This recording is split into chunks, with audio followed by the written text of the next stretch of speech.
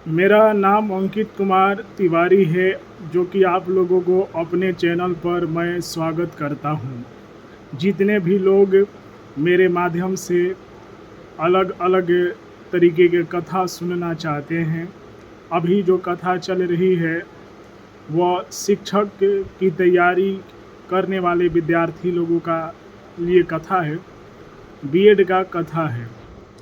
आप लोगों को मैं ये बताना चाहूँगा कि देखिए क्या है कि एक पंडित जी का अगर लड़का होगा तो पंडित जी होगा, ब्राह्मण के लड़का ब्राह्मण होते हैं, राजपूत समाज के लड़का राजपूत कहलाते हैं। उसी तरह वैश्य समाज के लड़का को वैश्य कहा जाएगा। एसटी एसटी का जो लड़का होता है या लड़की होती है, उनको एससी एसटी के लड़का या लड़की कहा जाएगा। ये तो सत्य है। अब इसमें से क्या होता है विद्यार्थी कि लड़का है, अपना अपना सभी लोग प्रोफेशन चूज करते हैं। तो सभी लोग तो मनुष्य हैं, प्रत्येक मनुष्य कोई ना कोई प्रोफेशन चूज करता है, तो मनुष्य मनुष्य ही रहेगा। तो मैं भी, आप समझ लीजिए कि ब्राह्मण कुल के लड़के हैं, और हमने जो अपना पेशा अपनाया है वो पत्रकारिता है। पत्रकार के साथ साथ मैं पढ़ाने का भी कार्य करता हूँ और न्यूज़ भी बनाता हूँ। आप लोग मेरे न्यूज़ वाले चैनल को भी सब्सक्राइब कर लेंगे। और यहाँ पर यदि आपको पढ़ाई करना है, सभी तरीके की पढ़ाई कराई जाएगी धीरे धीरे। जहाँ तक हम लोगों ने बीएड का पढ़ाई किया था, उससे आगे का पढ़ाई करेंगे। मैं अलग अलग तरीके का बुक की ख़रीदारी करूँगा और आप लोगों को पढ़ाते रहूँगा। इसी तरह आप लोगों का जो काम है, चैनल को ज़्यादा से ज़्यादा सब्सक्राइब करें, इसे लाइक करें, ज़्यादा से ज़्यादा व्यूज दें, ताकि अगर आपका सपोर्ट रहेगा तो मैं भी मोटिवेट रहूँगा तो और भी मुझे पढ़ाने में अच्छा लगेगा। तो हम यहाँ से आगे पढ़ाई करते हैं। यद्यपि कुछ विद्यालयों में मातृभाषा के अतिरिक्त किसी दूसरी भाषा को भी शिक्षण का माध्यम बनाया जा सकता है। जैसे उत्तरी भारत में अनेक निजी विद्यालयों में पहली कक्षा से ही बच्चे को अंग्रेजी भाषा में शिक्षा प्रदान की जाती है, परंतु मातृभाषा के अतिरिक्त किसी अन्य भाषा में शिक्षा प्राप्त करने में बच्चे को असुविधा होती है। मातृभाषा शिक्षण में विद्यार्थी को न केवल उनकी मातृभाषा का ही ज्ञान दिया जाता है, बल्कि आवश्यकता के अनुसार अन्य विषयों जैसे गणित, सामाजिक विज्ञान आदि का भी ज्ञान उसकी मातृभाषा में ही प्रदान किया जाता है। इस प्रकार विद्यार्थी अपनी मातृभाषा को अधिक अच्छे ढंग से तथा सहजता के साथ समझ सकता है। यदि मानसिक विकास, देखिए, जाति से नहीं होता है, न धर्म का कोई मायने है। मुस्लिम का जो लड़के होंगे वो मुस्लिम ही बोले जाएंगे, और बौद्ध का जो लड़का होगा वो बौद्ध ही होंगे। यहाँ पर होता है एक मानसिक विकास, ठीक है। शरीर का तो सभी लोगों का, जितने भी मनुष्य, सबके पास शरीर है। यदि आपको मानसिक विकास अपना करना होता है तो उसके लिए व्यक्ति पढ़ता है, ठीक है। वो न जाति के मायने रखता है न धर्म। मातृभाषा शिक्षण में जो पढ़ेगा उसी का मानसिक विकास होगा, ये सत्य है। मातृभाषा शिक्षण से में विद्यार्थियों को न केवल उनकी मातृभाषा का ही ज्ञान दिया जाता है, बल्कि आवश्यकता के अनुसार अन्य विषयों जैसे मातृभाषा शिक्षण में मूल रूप से बालक को मातृभाषा को शुद्ध रूप का प्रयोग करने में सक्षम बनाया जाता है, ताकि वह अपनी मातृभाषा में उपलब्ध ज्ञानवर्धक पुस्तकों से ज्ञान प्राप्त कर सके। इसके अतिरिक्त अपने भावों, विचारों आदि को और अधिक स्पष्टता के साथ प्रस्तुत कर सके। अतः संक्षेप में यह कहा जा सकता है कि मातृभाषा शिक्षण ही व्यक्ति के व्यक्तित्व को पूरी तरह से विकसित करके निखारता है।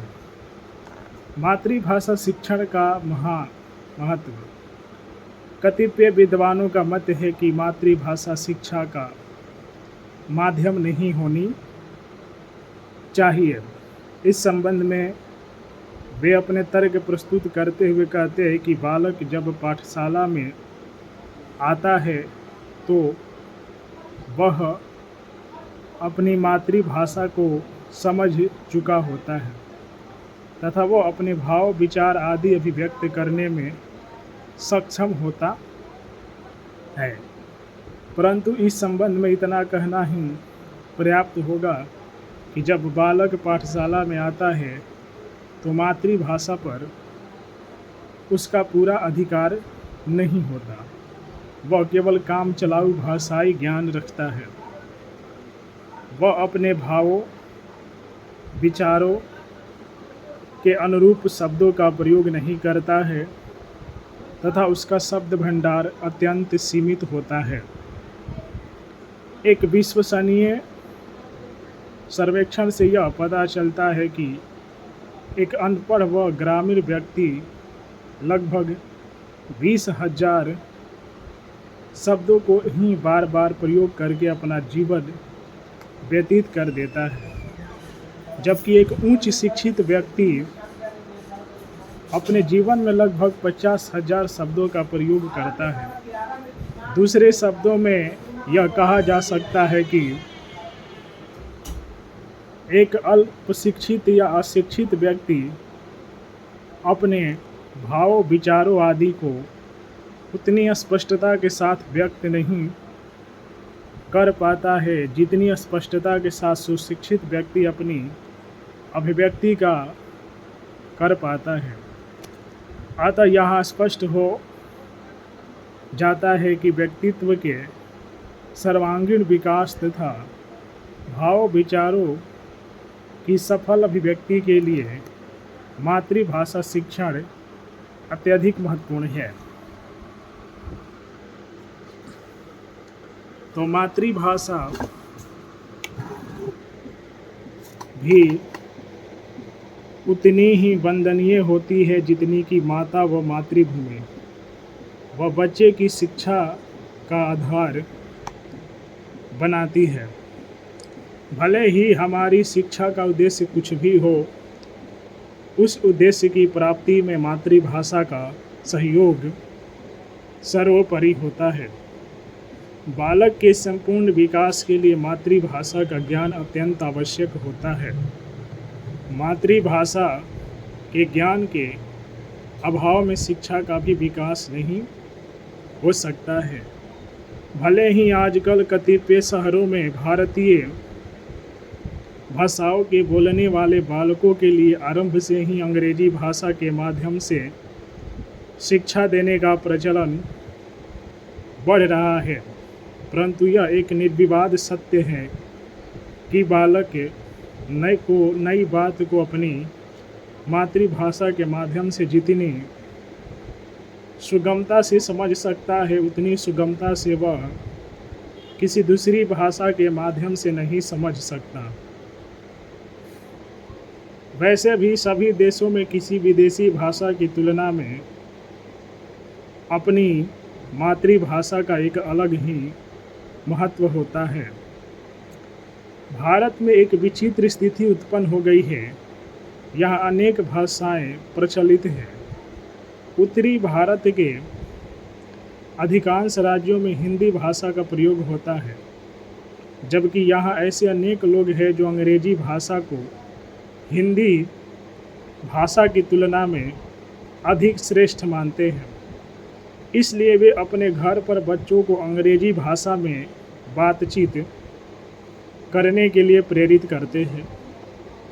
इसके साथ साथ वे अपने बच्चों को ऐसे विद्यालयों में भेजना चाहते हैं जहां शिक्षा प्राप्ति की माध्यम अंग्रेजी हो, परंतु वे भूल जाते हैं कि अधिकांश जनता न तो उनके समान सुविधा संपन्न है और न ही उनके विचारों से सहमत है। इस क्लासेस को यहीं पर मैं करता हूँ एंड जाते जाते आप लोगों से कहेंगे एक बार कि आप समझिए मनुष्य का जो है बच्चा वो मनुष्य होता है, चाहे वो देखिए, यदि ब्राह्मण का जो लड़का है तो उसे ब्राह्मण ही कहते हैं, राजपूत का अगर लड़का लड़की है तो उसे राजपूत ही कहा जाएगा। हर जाति जिस टाइटल के लड़के होंगे उसको उसी टाइटल से पुकारा जाएगा। तिवारी जी का लड़का है तो तिवारी कहेंगे, पाठक जी का लड़का है तो पाठक कहा जाएगा, भूमिहार के लड़का है तो भूमिहार कहा जाएगा। अब यहाँ से इस समुदाय में से अगर कोई अपना नाम रोशन करना चाहता है, घर के, परिवार के, समाज के, जिस टाइटल में जन्म लिया है, तो वो एक ही माध्यम है, शिक्षा। शिक्षा से ही आप अपना नाम ऊंच कर सकते हैं, दूसरा रास्ता नहीं है। इसलिए पढ़ते रहिए, बढ़ते रहिए। आसपास में शिक्षा को बढ़ावा देना है, स्वच्छता बढ़ावा देना है और शांति व्यवस्था बना कर रखना है। वीडियो को लाइक करें, शेयर करें, ज़्यादा से ज़्यादा चैनल को सब्सक्राइब कीजिए। जय माता दी, हर हर महादेव।